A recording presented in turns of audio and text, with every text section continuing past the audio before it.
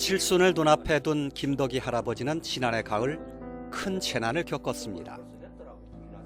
새들어 살던 조립식 옥탑방에 불이 나 몸만 겨우 빠져나왔습니다. 가구 같은 살림살이는 몽땅 잿더미가 됐습니다. 기초생활수급자로 가족도 없이 어렵게 살아가는 김 할아버지에게 날벼락 같은 화마였습니다. 죽을 마음도 생겼었어요. 내가 이렇게 살아서 내가 먹었냐.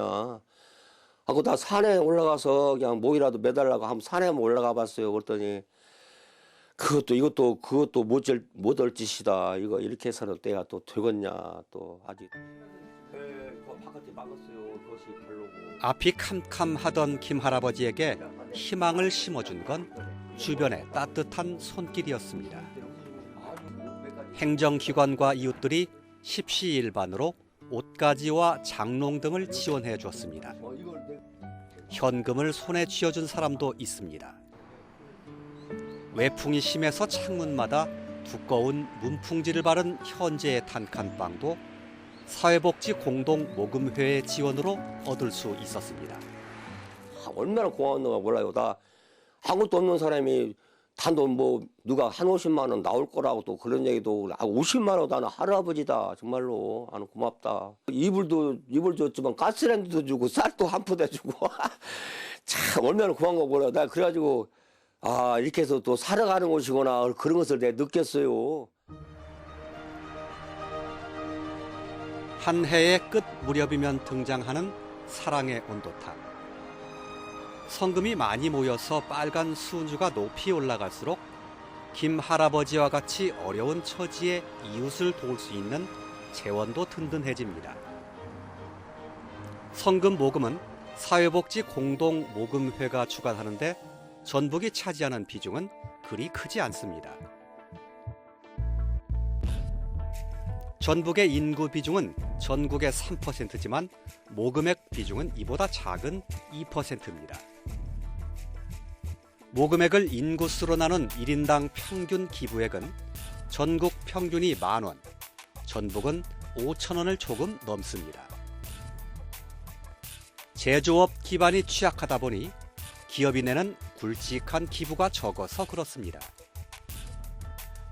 기업과 개인의 기부 비율은 전국 평균이 7대3 정도, 반대로 전북은 3대7입니다.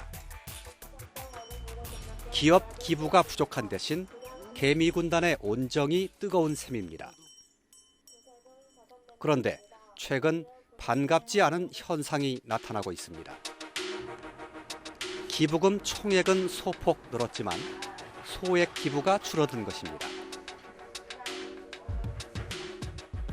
100만 원 미만 소액 기부가 2015년에 31억 원, 지난해에는 27억 원으로 줄었습니다. 전북 지역에서 그 기부 문화가 발달된 게 바로 풀뿌리 기부 문화인데요. 이제 그게 바로 그 도민들이 소액을 조금씩 내주는 십시일반의 기부 형태예요. 근데 저희 전북이 그 기부가 전국적으로 굉장히 높은 수치였는데 지금 점점 갈수록 그런 풀뿌리 기부가 약해지고 있는 게 보여요. 원인은 경기 침체와 전국의 영향인 것으로 분석됩니다. 자영업자처럼 어려워진 사람이 많아졌고 탄핵이라는 불안정한 시국이 심리를 위축시켰다는 겁니다.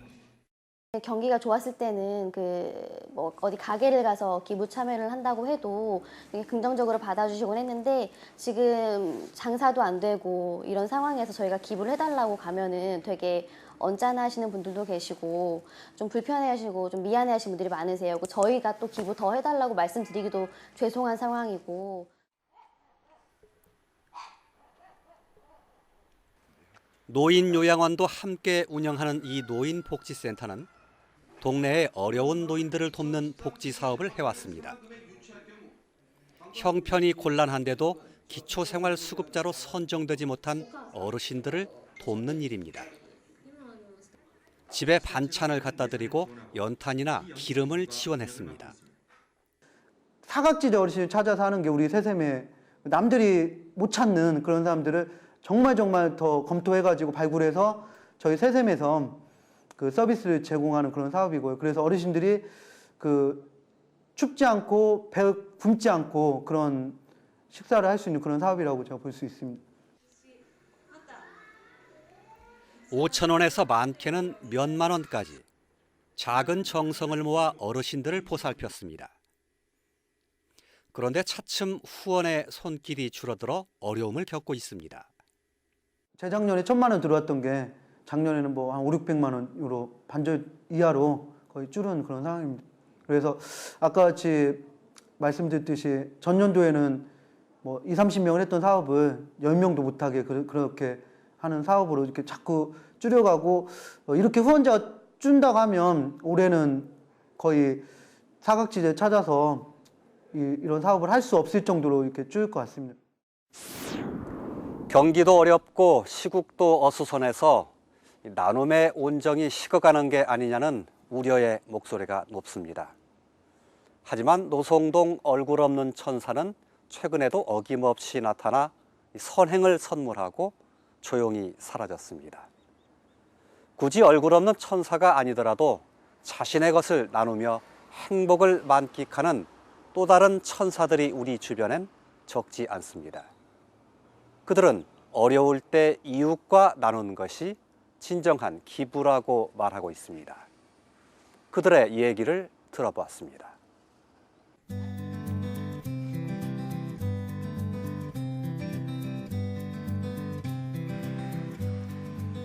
번화가도 아닌 이면도로에 자리 잡은 이 미장원은 늘 손님들로 북적입니다. 토요일엔 찾는 손님이 150명가량. 북새통이 따로 없습니다. 이 미장원은 나이 지긋한 어르신에게는 3,000원만 받습니다. 저소득층 40명에게 매월 무료 미용 쿠폰을 나눠주고 있습니다. 틈이 나면 군부대나 시골 교회 등으로 미용 봉사를 갑니다. 이 미장원의 원장님 김미선 씨의 이런 재능 기부가 입소문을 타고 많은 손님을 불러 모으고 있습니다.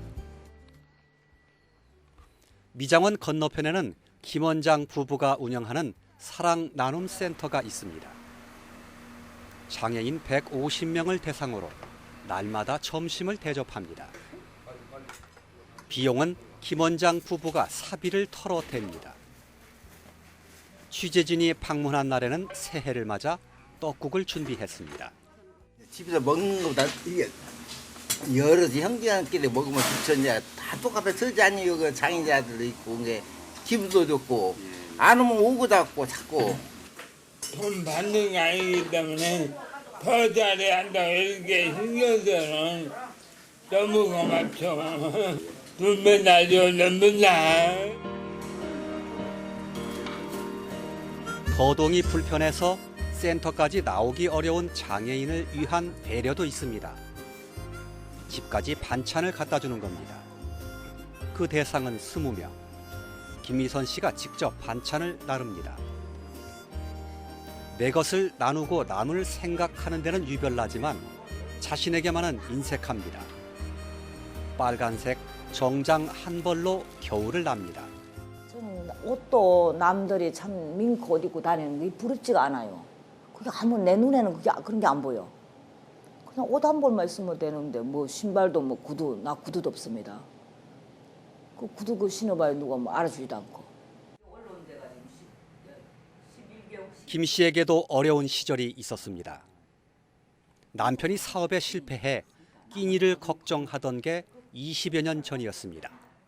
교회를 나는 밥을 들어갔었어요. 그 교회 가면은 주일날 가면은 밥이 많이 남잖아요. 그럼 밥 다 싸와야죠. 싸가지고 밥통에 담아 놓으면은 몇 끼를 먹어요. 3일도 먹고. 그렇게 해서 시작했었죠. 미용 기술을 배우고 그 재능으로 기부를 시작하면서 그녀와 남편의 삶은 완전히 달라졌습니다. 번 돈의 대부분을 어려운 사람을 위해 쓰면서도 따로 장부를 쓰지 않습니다. 얼마 벌었고 기부를 위해 얼마를 썼는지 뒤돌아서 계산하지 않는다는 겁니다. 그 과정에서 자녀들의 반대도 겪었습니다. 하지만 이제는 성인이 된 아이들도 봉사 대열에 합류했습니다. 처음에는 애들이 상당히 반대했어요. 이게 왜 뭐하러 이렇게 하냐. 어디 좀 돈이 여유가 있으면은 뭐 시청이라든가 뭐 어디 구청에 가서 담은 이렇게 벌었으니까 이렇게 뭐 1년에 한 번씩이든 명절 때 한두 번씩 이렇게 돈을 내놓으면 편하지. 이게 뭐 하는 짓이냐. 이렇게 막 반대를 많이 해왔죠. 근데 지금은 애들이 이제 성숙돼 가니까 그런 모습들을 보니까 아름답게 보이는 걸 제가 이제 스스로 느낀 것 같아요. 김미선 씨 부부는 기부와 봉사에는 사랑이 필요하다고 말합니다. 그랬을 때 나눔은 행복이 되어 돌아온다고 믿고 있습니다. 사랑이 없으면 안 됩니다. 사랑이 정말 사랑이 있어야 돼요. 요양병원에 가면은 어르신들 기저귀 갈잖아요. 그걸 맨손으로 그 똥을 한번 만져본 사람이래야 알아요. 그 남을 사랑할 줄 알아요. 근데 전화해봤습니다.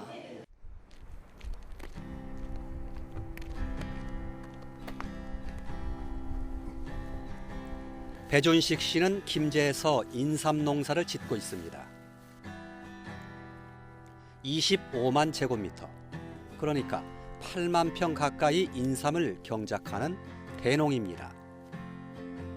36년 전 인척에 일을 도우러 왔다가 지금 사는 동네에 눌러 앉게 됐습니다.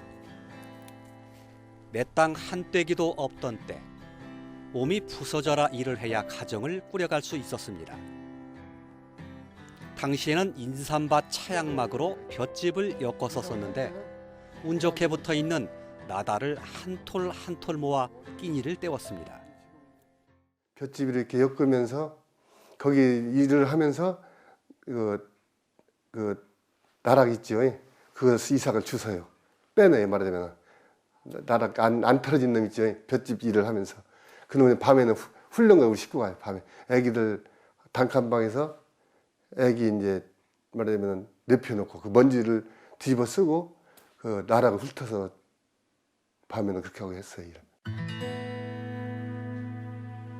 그때 아내를 고생시키던 일을 생각하면 지금도 가슴이 아려옵니다. 저희 식구가 그때 어른배인 게 지금도 안 좋다고 해요. 그 추운 때 말하면 그때 엄청나게 쳤거든요. 어렵게 살았지만 마음만큼은 부자였습니다. 큰아이가 초등학생 때 저금통을 깨 수재민을 도우면서 기부와 인연을 맺었습니다. 현재는 세 군데 봉사 모임에서 활동하며 장학금과 후원금을 내고 있습니다. 아들 결혼식 때는 축의금을 전부 기부했습니다. 10년 전에는 1억 6천만 원을 들여 쌀 1000가마를 굶주리는 북한 주민들에게 보냈습니다. 혼자 아무리 열심히 해도 지금 안 된다는 생각을 하죠. 같이 가야지 살 수 있는 사회다. 그 바뀌는 게 내가 잘나서 버는 게 아니라 실제로 사주는 사람, 일해주는 사람, 여러 사람이 날 도와줬다는 생각을 하죠. 내가 혼자 벌었다는 생각은 아니죠. 그 지금 모든 것을 이렇게 생각만 바꾸면은 얼마든지 여유로워진다는 생각이 들지요.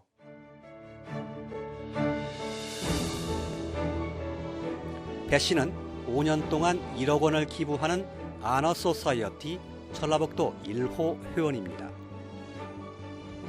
처음엔 잘난 척한다는 소리를 주위에서 듣지 않을까, 돈 자랑한다는 말이 나오지 않을까 솔직히 걱정도 많았습니다. 그래서 나눔을 실천하는데도 용기가 필요하다고 배 씨는 말합니다. 나를 위해서 한다는 생각이 들어요. 뭐 너를 위해서 기부하고 나눔하는 게 아니라 궁극적으로 나를 위해서 하는 거다. 내가 편해지잖아요. 그런 거 하면은 좋아지고 또 생각도 또 용기도 생기고 그런 거라는 생각이 들죠. 이 나눔도 기부도 용기가 없으면 못한다는 생각이 들어요. 김남수 씨는 한 대학교 앞에서 붕어빵을 구워 팝니다.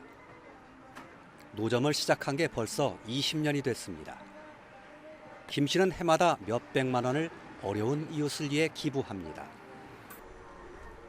큰 부자는 아니고 돈도 더 벌고 싶지만 이웃과 나누며 살아야 한다는 어릴 적 어머니의 말씀을 잊지 않고 있습니다. 돈의 욕심은 다 있죠. 돈의 욕심도 많고 모든 욕심은 많지만은 적게 벌면 적게 버는 데 나눠 먹고 많이 벌면 많이 버는 대로 이렇게 나눠 먹는다는 생각을 항상 가지고 있죠. 젊은 시절 서울에서 험한 공장에 다녔고 달동네에 산 적도 있습니다. 먹고 사느라 학력은 중학교 중퇴가 전부입니다. 하지만 지금은 어떻게 하면 행복하게 살 수 있는지 누구보다 그 방법을 잘 알고 있습니다. 내가 베풀음으로써 내 자신이 행복하니까 하는 거예요. 뭐 다른 거 없어요. 내 자신이 행복하잖아요. 그리고 내가 1년에 한 번이라도 이렇게 기부를 하면은 1년이 내 마음이 흐뭇하니까 세상을 자신 있게 인생을 사니까. 올해도 전주에 얼굴 없는 천사로 알려진 익명의 거액 기부자가 찾아왔습니다. 17년째 이어진 천사의 선행이 웅숭 깊은 울림을 남기고 있습니다. 천사가 놓고 간 것은 단순히 돈뭉치에 그치지 않습니다. 노송동의 지역 주민들이 천사의 선행을 닮으려 애쓰고 있습니다. 무엇을 봉사할 수 있을까? 주민들이 자발적으로 고민한 끝에 마을 공동체가 만들어졌습니다. 천사가 어떤 금전적인 차원에서 이 마을에 어떤 후원을 하셨는데 우리 주민들 입장에서는 그것을 어떤 사회적으로 좀 확산을 시키고 교육적인 측면으로 접근하는 게 좋겠다.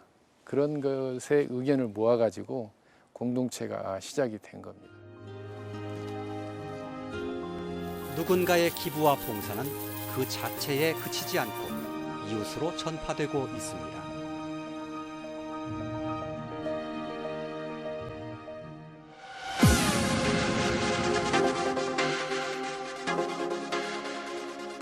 체감 경기가 IMF 때보다 더 어려워졌다는 걱정의 소리가 들리고 있습니다.